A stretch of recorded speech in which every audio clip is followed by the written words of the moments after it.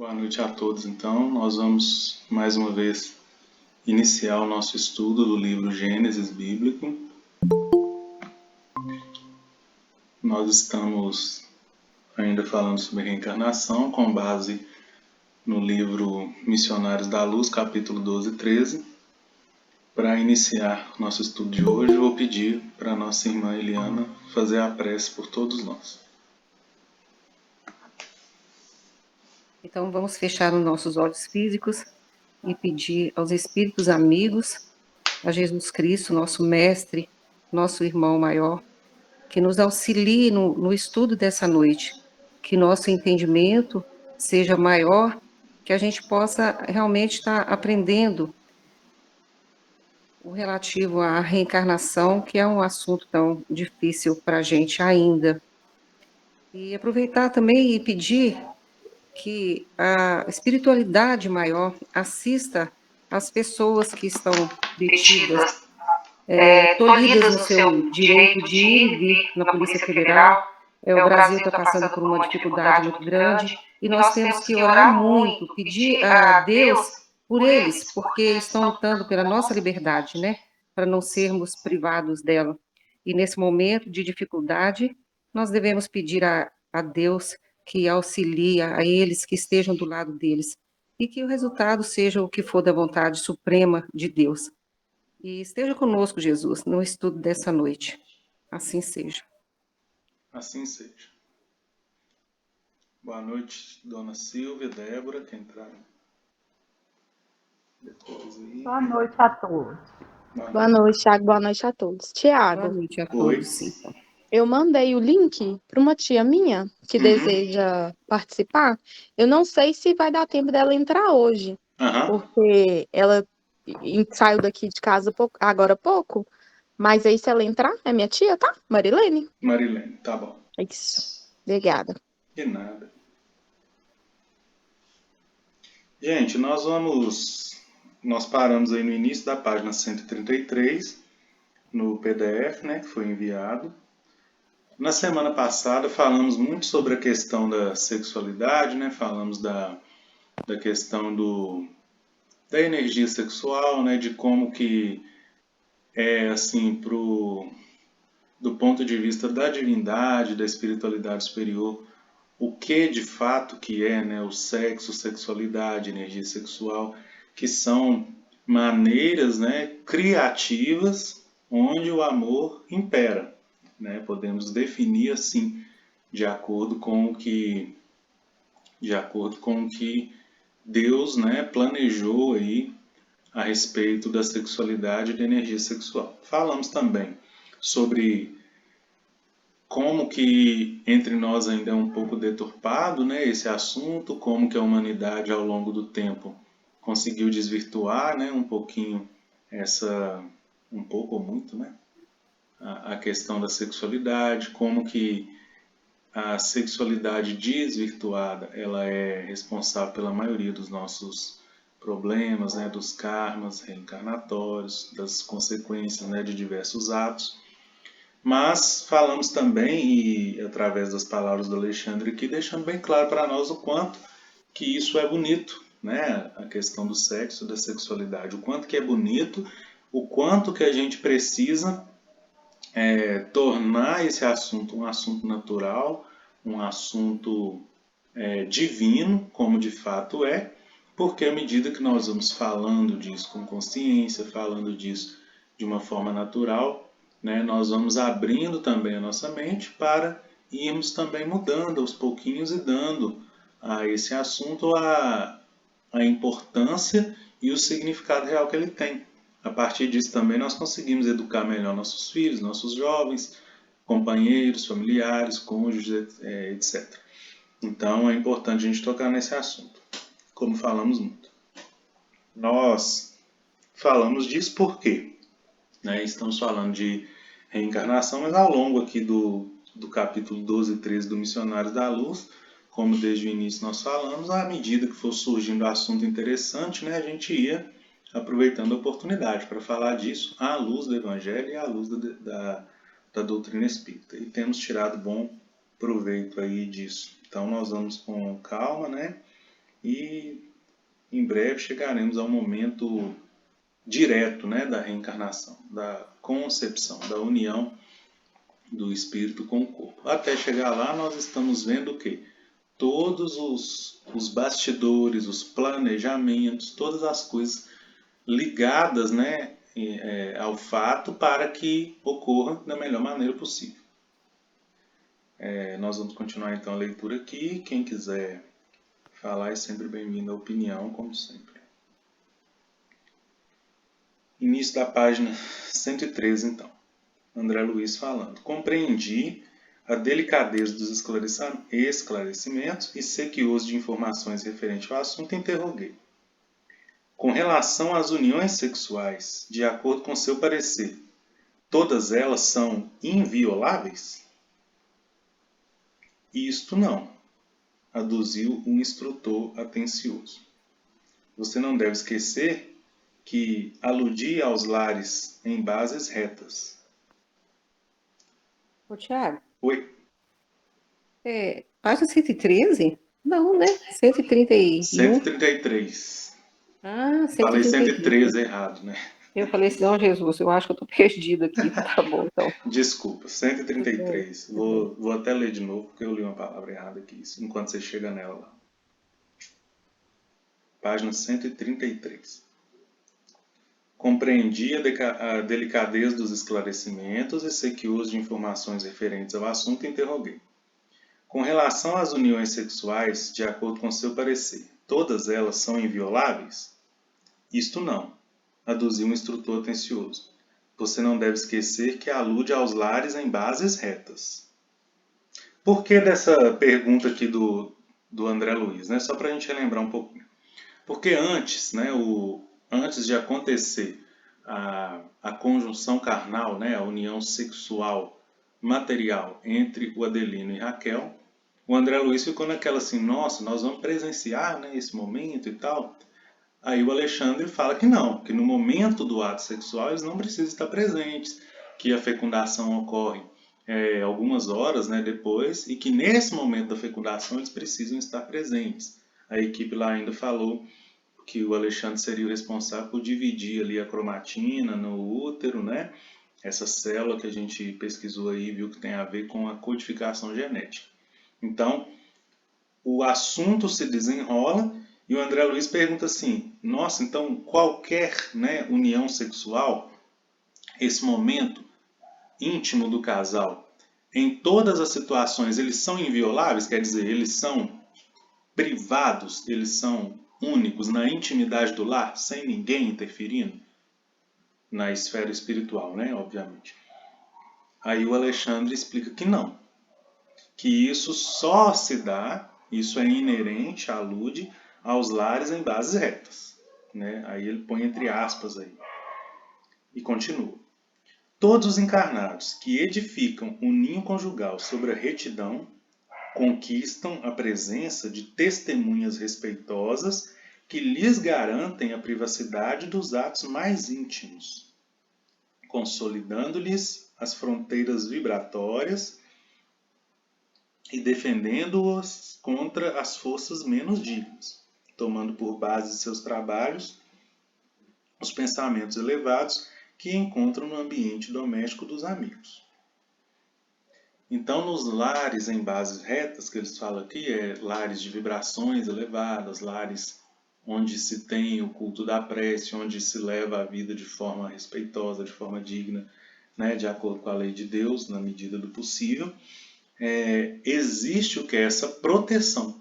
Então, não só os benfeitores amigos que se encontram garantem a privacidade por não presenciarem o momento, como também aqui fala, né, eles fazem uma espécie de barreira contra espíritos inferiores que queiram usufruir, participar, ver, né, aquele momento e entendendo aquilo como algo não divino, como algo até profano ou como algo simplesmente material ou para alimentar algum tipo de vício.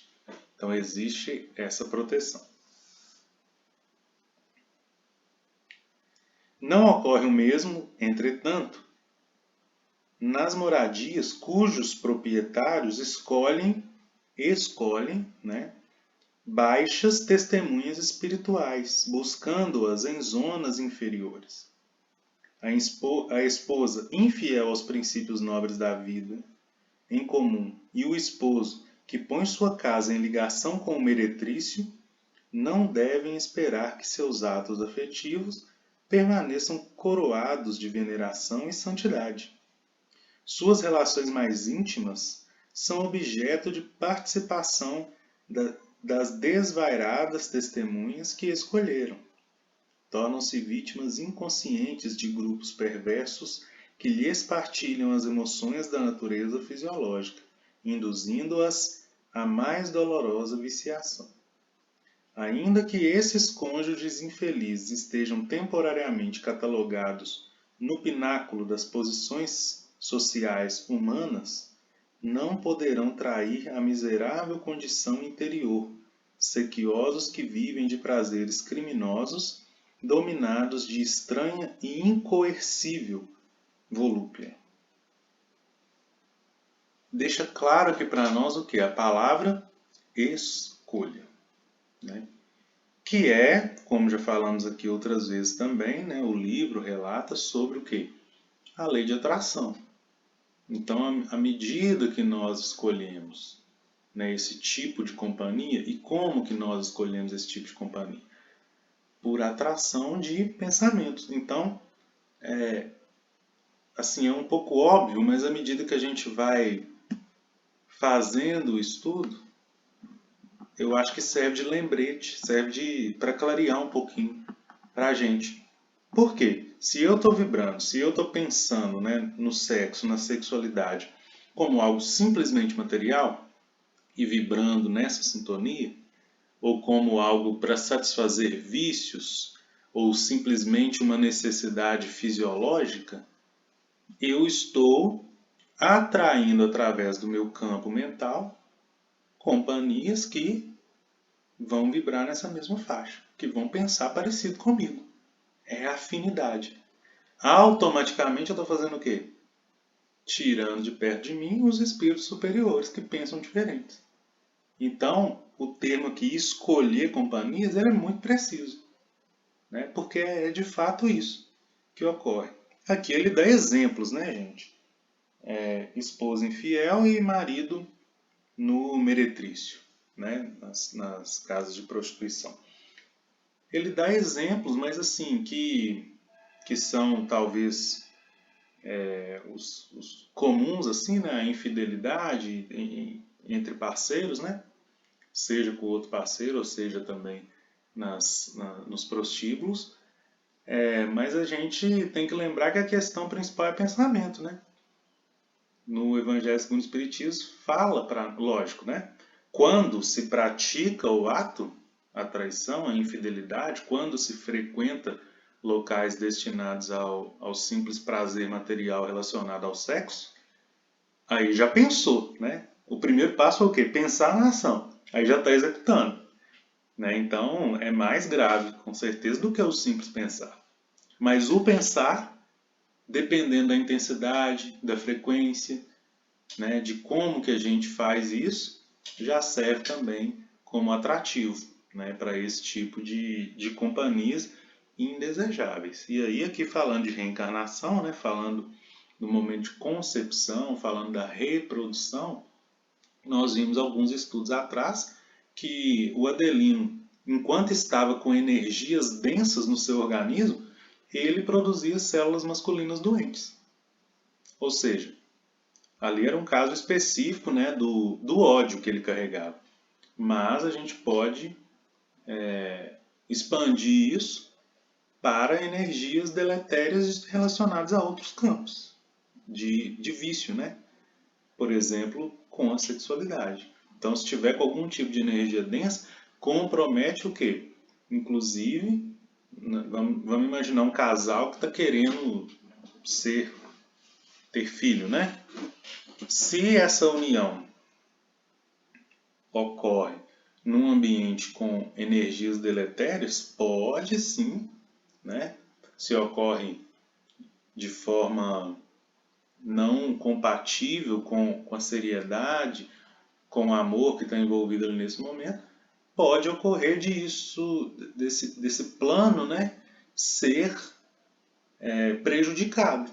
De não ocorrer, por exemplo, uma fecundação no momento e de isso ser postergado até que se estabeleça energias possíveis para a produção dessas células saudáveis e para também que ocorra o auxílio da espiritualidade, né? Esse simples fato misturado com tanto outras, né, de outras variáveis, como por exemplo a necessidade do espírito que vai reencarnar, o momento, né? Igual a gente fala, se for da vontade de Deus, não tem. Isso é o quê? Isso é a lei do progresso agindo. Então vai chegar um momento que, independente da situação, se for definido que o melhor ali para os envolvidos é a fecundação, né, ela vai ocorrer. Mas ela não vai ocorrer, talvez, de uma maneira tão satisfatória quanto o planejado, mas vai precisar ocorrer. E se isso não ocorrer de forma satisfatória por causa de uma interferência do casal, e vamos supor que prejudica, né, o momento da fecundação, da gestação, nasce uma criança problemática que vai exigir dos pais mais esforço. Não é castigo, é o quê? Consequência de atos causados pelo próprio casal, né? Então, a lei de Deus é maravilhosa, é bonita, é fechadinha, não tem nada assim fora, né, da justiça divina, vamos dizer assim, né? Existem consequências dos nossos atos. Diga, Dani. Tô falando aí, eu tô lembrando de um livro das trilogias de Lúcio. Tem uma mulher lá, ela vive uma vida bem dissoluta, sabe? E numa das relações que ela mantém lá, extraconjugal, ela tem como companhia 2 espíritos que a acompanham nessa vida dissoluta que ela leva. Numa dessas relações, desses encontros que ela tem, esses espíritos ficam presos eles relatam lá que parece que eles ficam presos a ela através de uma malha, sabe? E poucas horas depois há a fecundação, sendo eles levados para essa reencarnação compulsória. Isso é possível? Tem alguns relatos de casos assim, né? Eu já ouvi relatos. Tem relatos de casos assim, e nesse livro mesmo, se eu não me engano, é o primeiro da trilogia. A gente vê muitos casos também onde... Muitos não, mas a gente ouve falar de alguns assim também, principalmente na época de carnaval, que está chegando aí, né? Que é uma festa que atrai, né, multidões espirituais também para curtir ali um momento e que as energias não são assim das mais, né? Lógico, a gente não generaliza, mas na maioria dos lugares aquela sensação de que tudo pode, de que é um momento de liberdade, né? Liberdade total, mas uma liberdade que na verdade é uma prisão, né? Porque está elencada de vícios. A gente ouve relatos de que ocorrem sim esse tipo de reencarnação compulsória, porque, querendo ou não, é uma lei natural. Então, assim, é uma coisa... Nesse caso, por exemplo, do carnaval, né?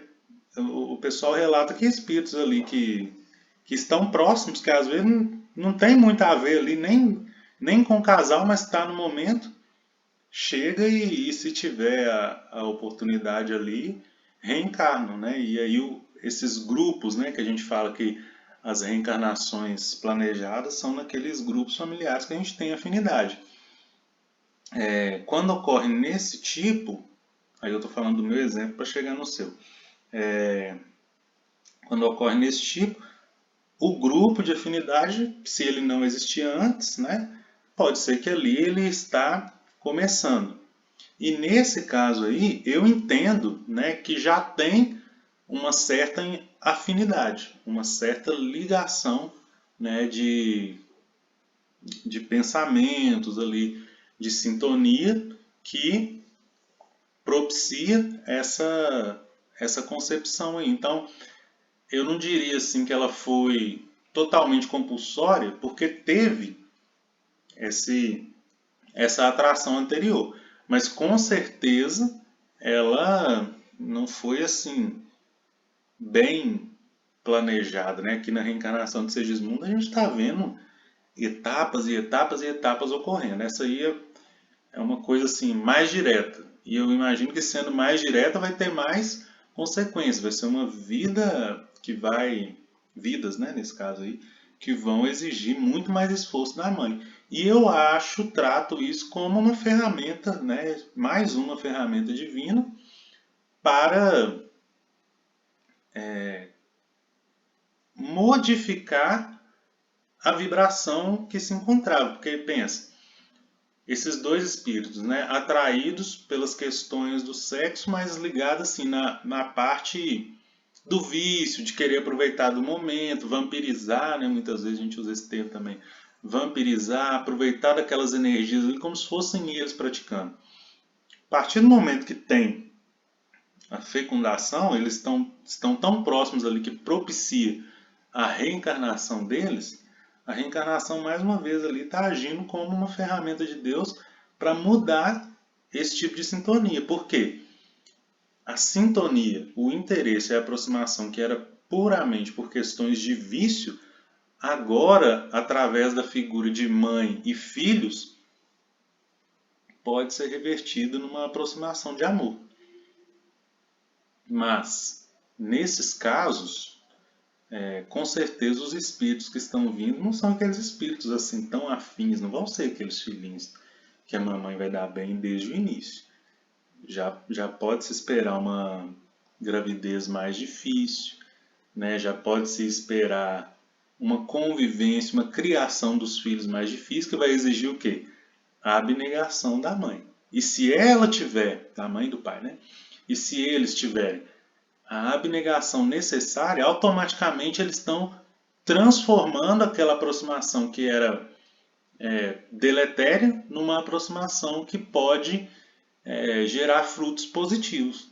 Então, pensando por esse ponto de vista, eu imagino que seja possível, sim, por esse raciocínio lógico, né? E a outra coisa é que essa trilogia do Lúcio são livros assim bem referenciados, né? Então, estar descrito lá também dá pra gente uma certa propriedade para falar que é possível. E além disso, toda essa linha de raciocínio, né, que a gente fez, assim, eu acredito que é possível sim. E ele corrobora com outras coisas que a gente já ouviu falar, tipo essas reencarnações aí compulsórias mesmo, essas que ocorrem em ambientes inapropriados, né? Porque não tem um amparo, né, gente? Quando a energia está densa, não tem um amparo da espiritualidade. Aí vem... É interessante, né, porque a gente trata até com o termo assim, animalizado, né? O Alexandre usou esse termo ali. Animalizado, como se fosse uma coisa mais instintiva. E aí, nesse caso, nesse tipo de reencarnação, a gente pode dizer que é quase que só o instinto mesmo agindo, sem interferência assim, da espiritualidade para deixar da melhor maneira. Aí fica um negócio mais difícil. Só que ainda sendo difícil, é importante frisar, se transforma em ferramenta de Deus através da reencarnação. Não sei se vocês concordam com... Fala, dona Silva. A reencarnação de Segismundo, aí no caso, não dá nem para igualar essa que vocês acabou de comentar aí, né? Porque no caso de Segismundo, ele tinha mérito para ter uma reencarnação trabalhada, apesar do débito dele, junto com a Adelino, com a Raquel, mas ele não era qualquer espírito, ele já era um espírito que já estava, no plano espiritual há tempo e já trabalhando no bem, né? Então ele já tinha plantado a semente dele ali agora, nessa encarnação, ele está só colhendo, né, o que ele plantou, que, né, o tanto de gente que estava ali, né, em benefício dele, seja que o próprio irmãozinho que estava lá na frente, né, que é o Joãozinho, já era, né, tanto que ele influenciou o pai, né, e tudo.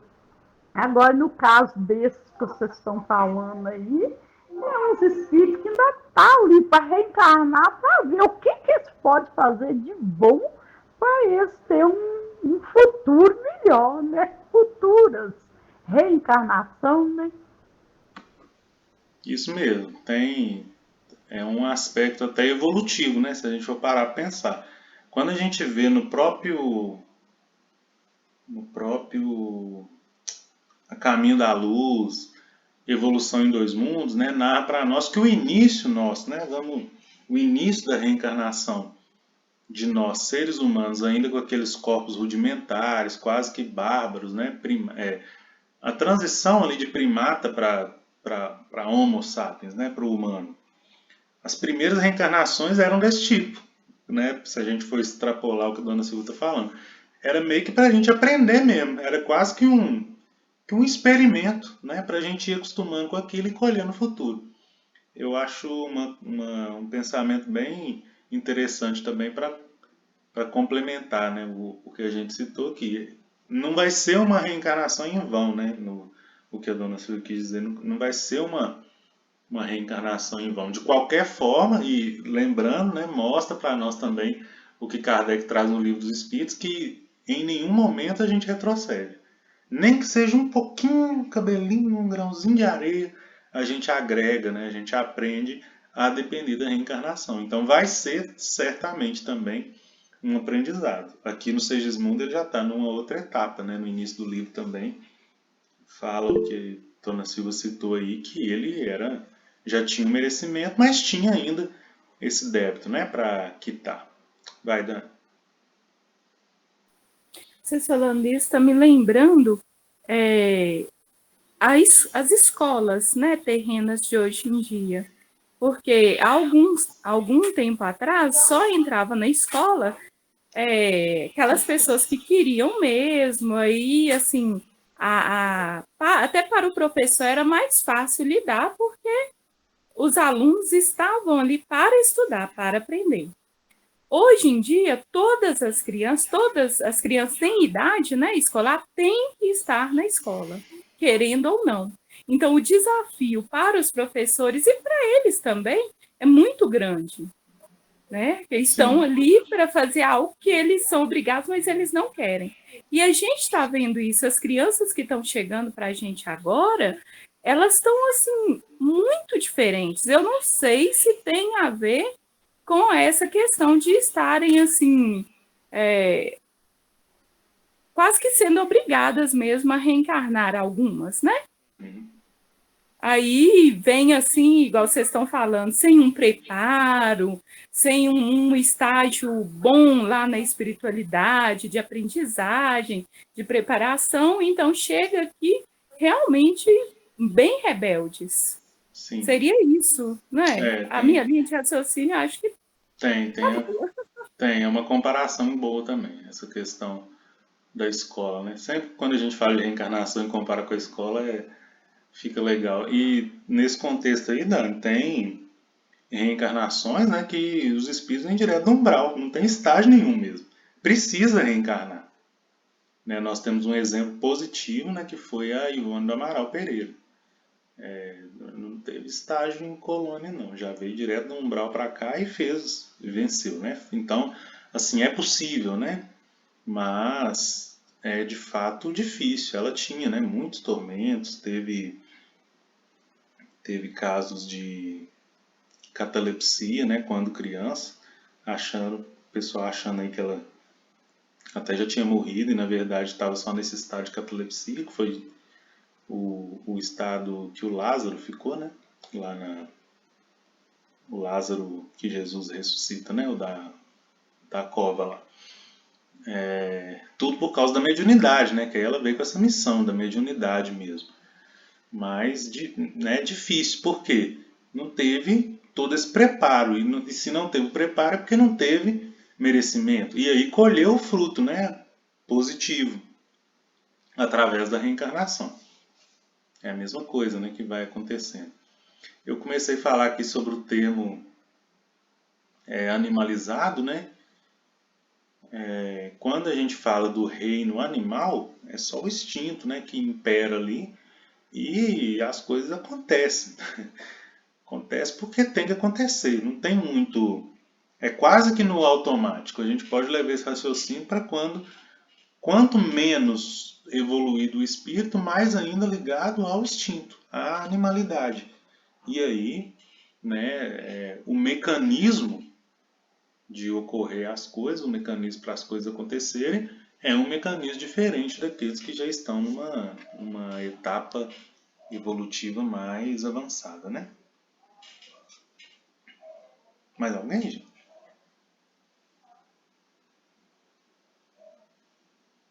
Finaliza aqui, né, o André Luiz, nesse parágrafo grandão aí, falando assim que mesmo cônjuges infelizes estejam temporariamente, ainda que esses cônjuges infelizes, né, esses que levam a questão sexual simplesmente na questão da matéria, estejam catalogados no pináculo, né, no topo das posições sociais humanas, não poderão trair a miserável condição interior.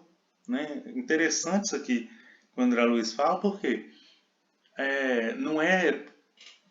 Às vezes a gente tem também essa falsa sensação de que com dinheiro se pode tudo, né? Vamos pensar em justificativas, em exemplos aqui, né? Aqui o André Luiz fala de casais, né?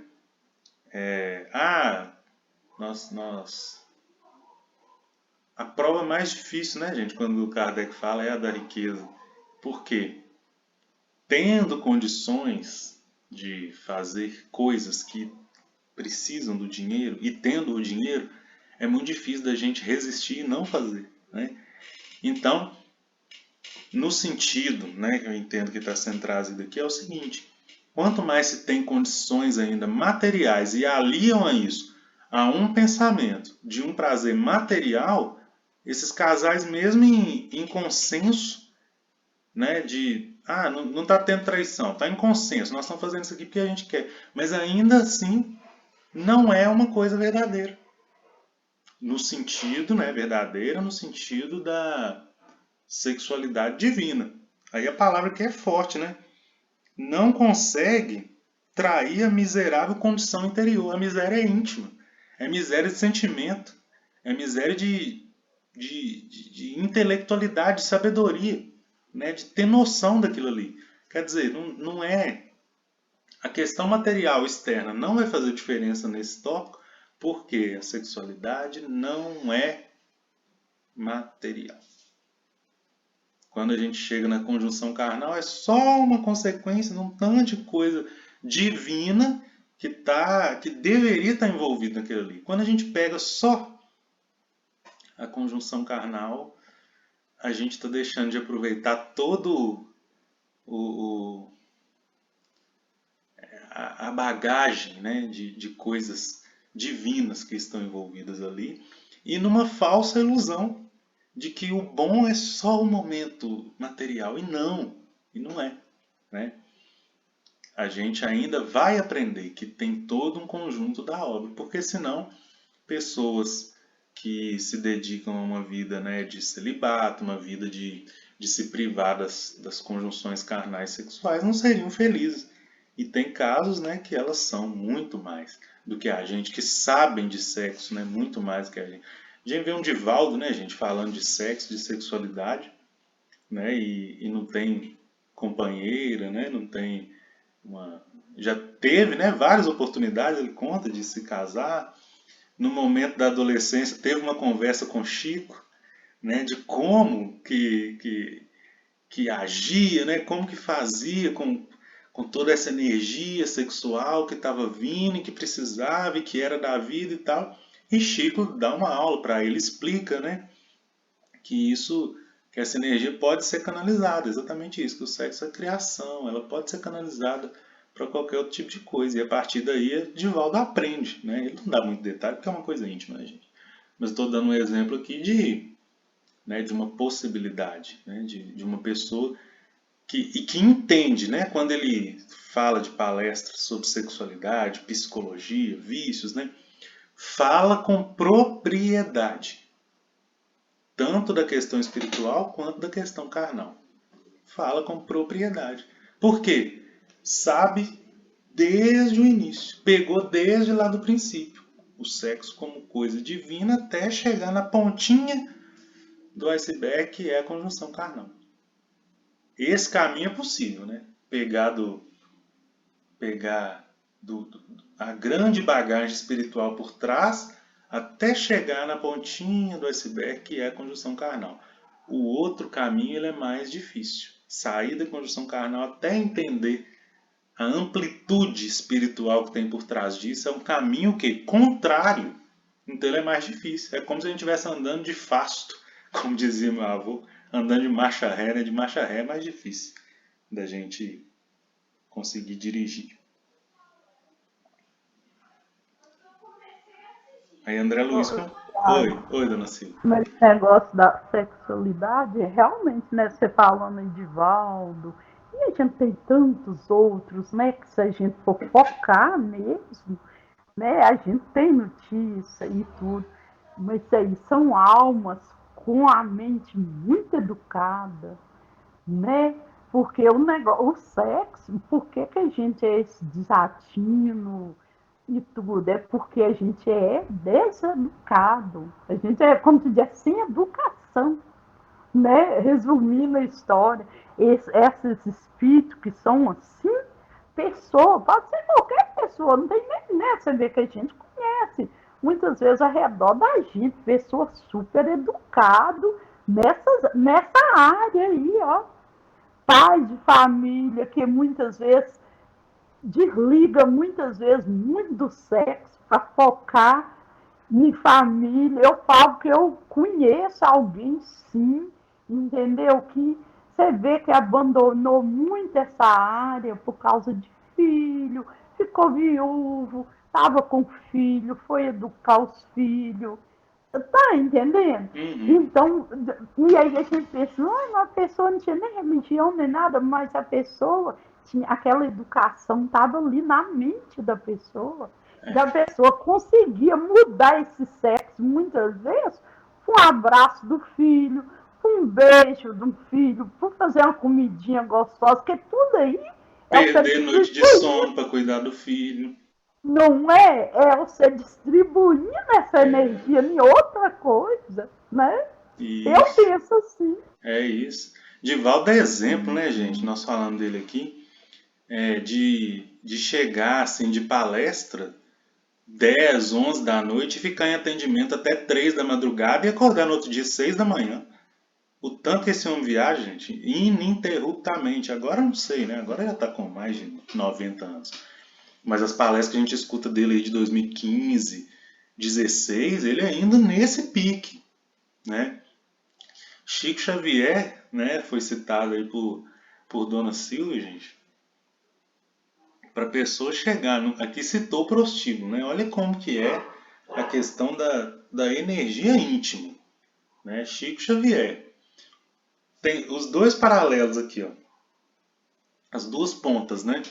Chico, sexualmente educado, consciente do que era aquilo, não só na reencarnação como Chico, mas lógico, isso foi um aprendizado, né, ao longo de reencarnações. Esse pai de família que Dona Silvia citou a mesma coisa. Não é um conhecimento que a gente pega em uma vida só. Ele vem o que? Sendo trabalhado. É o que a gente está fazendo aqui. A gente está trabalhando para talvez nessa vida já conseguir ter uma noção melhor ou desenvolver mesmo. Talvez para alguns de nós faltam poucos, para outros, né, isso é íntimo. Mas não é um conhecimento simples, né? Não é um aprendizado simples. Aí a gente tem lá Chico Xavier, o pai leva ele para o bordel, né? Para ele perder a virgindade ali, porque era homem, não sei o que, uma visão que totalmente material do sexo. Chico chega lá, o primeiro culto no lar que acontece num prostíbulo, né, que se tem notícia, por causa de Chico Xavier. Transforma o ambiente. É uma das cenas mais lindas que eu acho do filme. Ele lá de mãos dadas, né, com as, como dizer, as irmãs que comercializam as energias sexuais, né? Olha o carinho do homem para falar, né? Ele ali e todos rezando, né? O Pai Nosso. Ele chega e transforma o ambiente. Quer dizer, do ponto de vista do sexo verdadeiro, ele fez. O Chico fez. Porque ele criou uma energia relacionada com a lei de Deus. Mesmo sem ter feito o ato carnal, ele criou algo. E verdadeiro. Enquanto o que o pai queria que ele fizesse era o quê? Nesse contexto, falso. Olha que interessante isso. Olha só como que quando a gente muda, né, esse tipo de visão, as coisas ficam claras. Eu tinha lido, tem um livro, viu, gente, da biografia de Chico Xavier. Eu não sei se vocês já leram. As Vidas de Chico Xavier. É do Mauro... Como é que chama? Esqueci o nome do jornal. É Marcel Fernandes. Marcel Fernandes é o autor. Ele não é espírita, ele é jornalista. E ele fez esse livro sobre a vida, né, de Chico Xavier. Então a visão dele é totalmente crítica. E ele narra esses fatos. Tem uns e assim, com caráter investigativo. Não é um livro religioso. É uma biografia de um jornalista sobre a vida de Chico Xavier. Tem outros momentos que ele cita lá, que às vezes o Chico chegava em casa, né? E ele olhava para o banheiro assim e tinha mulheres nuas tomando banho e chamando ele para entrar ali no chuveiro, no banheiro com elas, né? Para curtir e tal. E o Chico nem se iludia, né? Mas era o quê? Formas de tentação. Eram espíritos aparecendo ali para ele, ele tinha clarividência, para tentar tirar ele da sintonia.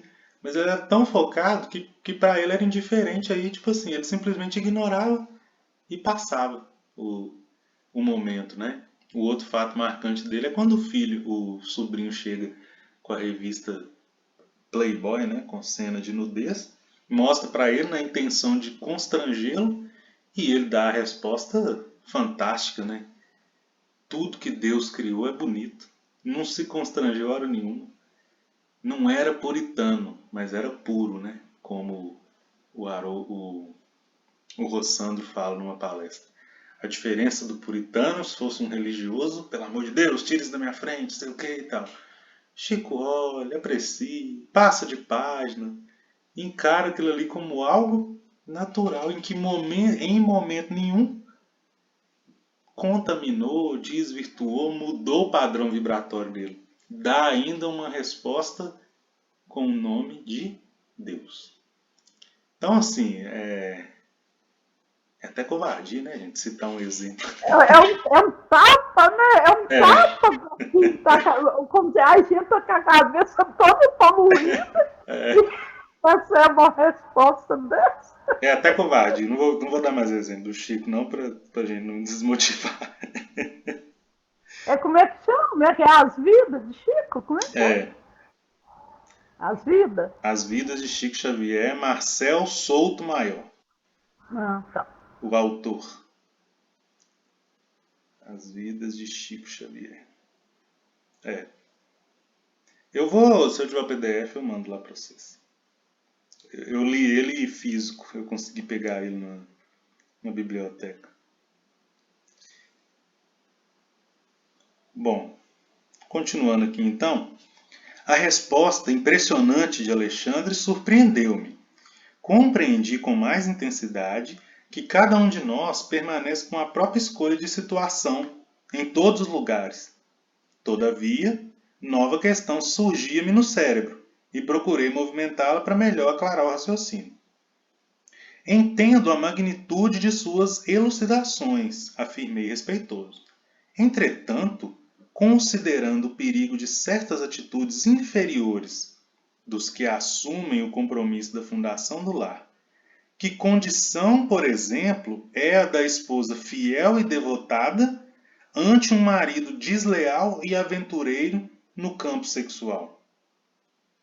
Permanecerá a mulher nobre e santa à mercê das criminosas testemunhas que o homem escolheu? Pergunta inteligente, né, do André Luiz? Aqui ele dá o exemplo do marido infiel e da esposa que edifica o lar em bases retas. Ela seria prejudicada, os dois em um momento teriam a relação sexual, né? Teria, então, essa presença indesejada por causa de atrações negativas do marido? A pergunta é mais ou menos assim. Não, disse ele veemente. O mal não pode perturbar o que é genuinamente bom. Olha a resposta. Se tem uma energia boa, ela é o quê? Soberana do mal. É o exemplo que nós demos aqui do Chico Xavier no bordel. Um lugar cheio de energias densas, mas tinha uma energia relacionada com o amor verdadeiro. Ela foi suficiente para mudar o padrão vibratório, né? Nesse sentido que Divaldo fala que uma gota de amor cobre um oceano de pecados. Os atos... genuinamente bom.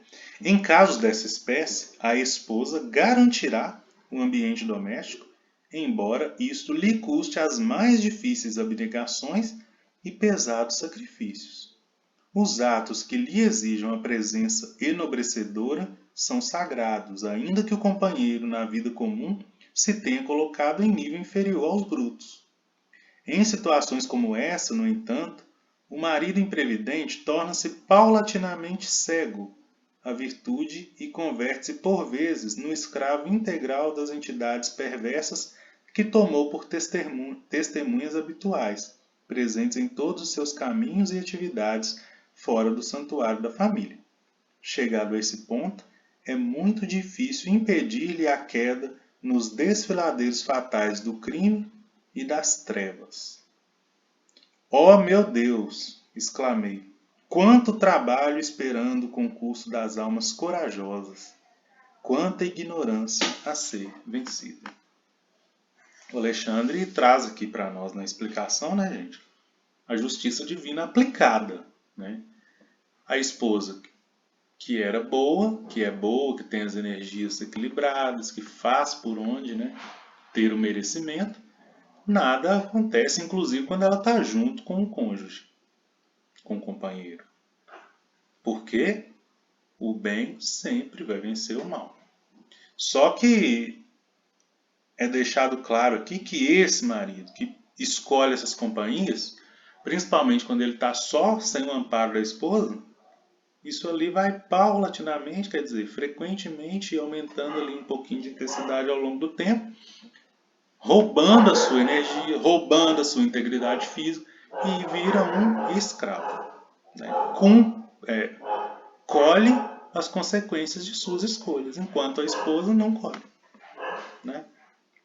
Bem didático aí. Ô, gente, falta 5 minutos. Antes de iniciar a 134, acho melhor deixar ela para o outro, porque aí já entra em outra temática. Continua a conversação, né, mas vão vir mais ensinamentos aí, é bom a gente ter tempo para discuti-los. Vocês querem comentar mais alguma coisinha nesses minutinhos aí?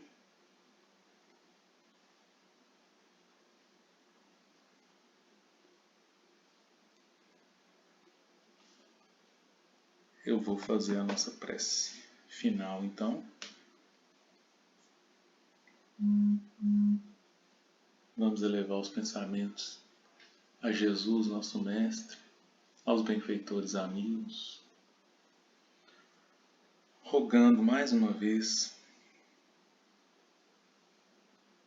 o amparo para os nossos lares, para a nossa casa do caminho, para o nosso estudo, para a nossa vizinhança e principalmente para os nossos inimigos, para aqueles que ainda temos dívidas a quitar,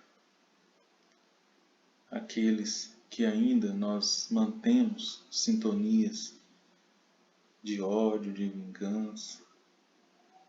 Nós pedimos o amparo divino dos benfeitores amigos, para que intermediem e nos auxiliem a quebrarmos esse laço de energias negativas, para que possamos viver melhor.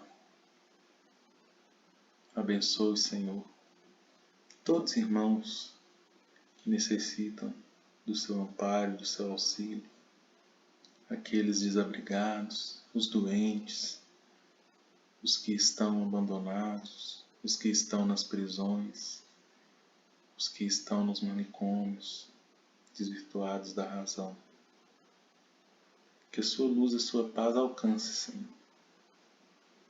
Que essa mesma energia boa, reequilibrante, que nós sentimos durante esse estudo, possa também chegar no coração dos nossos irmãos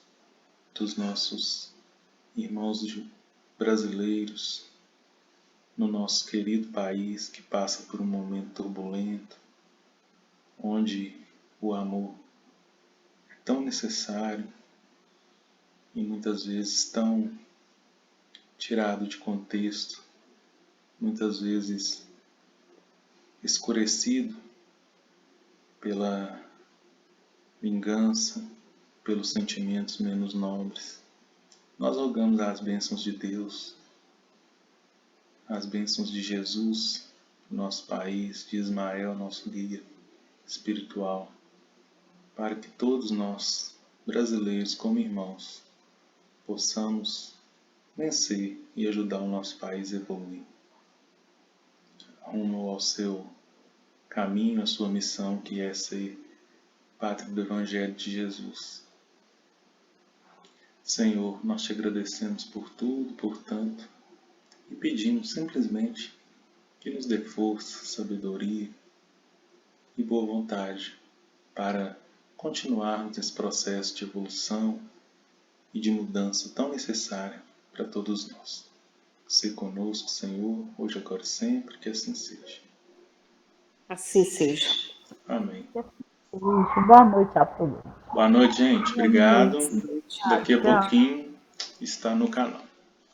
Obrigada. Boa noite a todos. Boa noite. Obrigada.